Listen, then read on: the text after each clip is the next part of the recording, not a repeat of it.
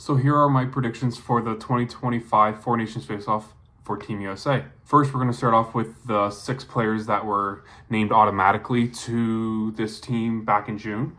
So those were Jack Eichel with the Golden Knights, Austin Matthews with the Maple Leafs, Matthew Tkachuk with the Florida Panthers, and Adam Fox with the New York Rangers, Quinn Hughes with the Vancouver Canucks, and Charlie McAvoy with the Boston Stinky Bruins. So starting off with the forwards for Team USA, I have Brady Tkachuk, Austin Matthews, and Matthew Tkachuk.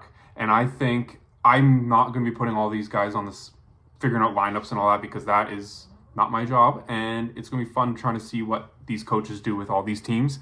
But I think Brady Tkachuk and Matthew Tkachuk on the wings of Austin Matthews could be so much fun to watch. As a Canadian, it's horrendously terrifying thinking about that. Nobody will touch Austin Matthews, because if they do, you have the Tkachuk brothers beating the absolute snot out of you. There is power on that line. There is speed on that line. There is skill. And it's a fun line. Continuing on though, I have Hughes from New Jersey. I have Eichel, obviously. I have Cole Caulfield making this team. He had a really hot start to this season, but he's kind of slowed down. But I do think a young player like that could be very beneficial to have on this team, especially with the Olympics coming up so soon. With Caulfield being around all these veterans, there's not a ton of veterans on this team, but people with more experience than him, I think that could be very huge for this team. I had Keller making this team, but thinking about it, Matt Boldy from the Minnesota Wild, I think he could easily make this team just as much as Keller could. Like, let's look at right here, 24 points in 24 games. How can you not have that player on your team? I also have Vinny Trocheck from the Panthers on that team. Let's go back to the lineup. I also have Gensel making this team from Tampa. He's also had a very good start to this season. And yeah, I don't think you can find a good reason to keep him off this team. With that being said though, any of these players on USA or Canada, I feel like you could easily make 2 very, very, very good and competitive teams from each country. Just realized I didn't tell you who is on my 4th line. My depth players, I have Tage Thompson, I have Dylan Larkin, and I have Jason Robertson. I didn't have Jason Robertson on my team, but with JT Miller not being around in hockey right now, I hope whatever he's going through, I hope he's doing good. But with him not playing hockey right now, he's obviously probably not going to be playing for USA. So I had Jason Robertson slide into there. For the defense for the States, again, there is a ton of talent on this back end for the Americans, but let's go through who I have, and then I'll kind of try to justify it. I have Quinn Hughes. You can't not have Quinn Hughes on the team. Adam Fox. I have Charlie McAvoy, John Carlson.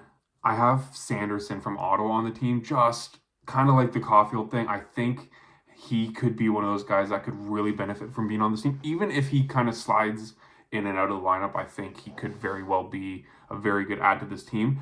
And I also picked Zach Werenski because holy crap, what a season he is having with the Columbus Blue Jackets. A couple other guys that could easily make this team are Brock Faber, who I have as my extra. We'll go through that at the end quickly. Noah Hannafin, Jacob Trouba, Keandre Miller. He's not having a very good start to the season, so that's why I kept him out of my lineup. But holy smokes, what amazing defense that the Americans have. For goalies for the Americans, it's pretty much just a 3-man walk to this tournament for these goalies, because once you get past the 3 main goalies for the Americans, you're getting kind of into weaker options. So as my starter, Connor Hellebuck. He's an amazing hockey player, so how can you not have him on the team? Jake Ottinger from Dallas, he can easily slide in as the starter if Hellebuck has a weak first game or two. But yeah, Ottinger's also a fantastic goalie. And my third string as my extra, I have Jeremy Swayman.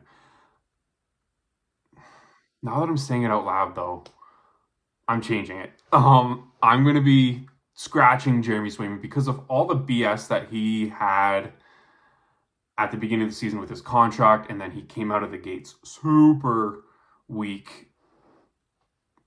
Yeah, I'm going to pick Anthony Stolarz from the Leafs just because screw Boston, go Leafs, go. But yeah, I'm going to have Anthony Stolarz. He's a cup winner now, and he's off to an amazing start with Joseph Woll as a tandem in Toronto, but holy smokes, this is an amazing team. And I hate that, but they're an amazing team, and they could very, very, very easily win this tournament. So for my 3 extras for the American team, I had Brock Besser as my extra forward, but since he is out indefinitely with an upper body injury, I am going to choose out. Yeah, let's see what the internet says first, but I think I'm going to go with Clayton Keller. I had him in my original, and then I switched him out for Matt Boldy, and yeah, Clayton Keller, you have made the team. My team. And then Brock Faber will be my spare defenseman, and Jeremy Swayman is, I think I mentioned it before, is my backup or third string goalie.